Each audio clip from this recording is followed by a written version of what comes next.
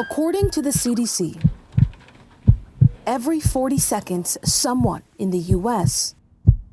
has a stroke. And now, according to new data from a Boston University study, it appears that racism is increasing the risk of stroke for Black women. That report was done in connection to Boston University's Black Women's Health Study. That study followed more than 48,000 Black women between 1997 and 2019. And it found that those who said they experienced racism in situations involving employment, housing, and the police had a 38% higher risk of stroke than those who didn't report the same experiences. We have a historical problem here in the United States with racism. It's a sobering fact that doesn't come as a shock to Bayfront Health doctor Lowell Dawson. Your cardiovascular system is aging at a faster rate due to the inflammation and stress, because this is a chronic problem. And it's data that mental health educator Natasha Pierre says points to the need for a bigger, uncomfortable, and ongoing conversation about race. This is not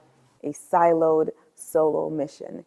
In order for us to eradicate racism, in order for us to move the needle, as is often shared, we need all hands on deck. And she leaves Black women with this advice. Do you need to be connected to a support group? Do you need to be in the community with other Black women in workspaces, in churches, and wherever you need, where you can share your experience and share best practices on how to engage in self-care so that you can go back to work, you can go back to your community, and you can contribute without living under the gray cloud of what America hasn't fixed yet. Dr. Lowell says he's encouraging patients to focus on managing the stroke risk factors that they can control. Our diet, right?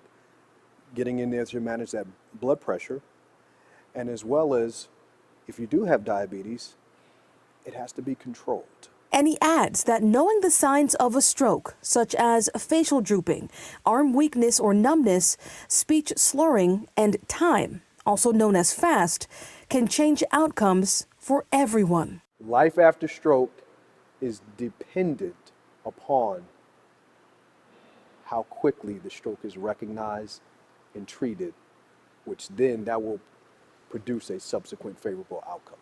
In Tampa, Rochelle Aline, ABC Action News.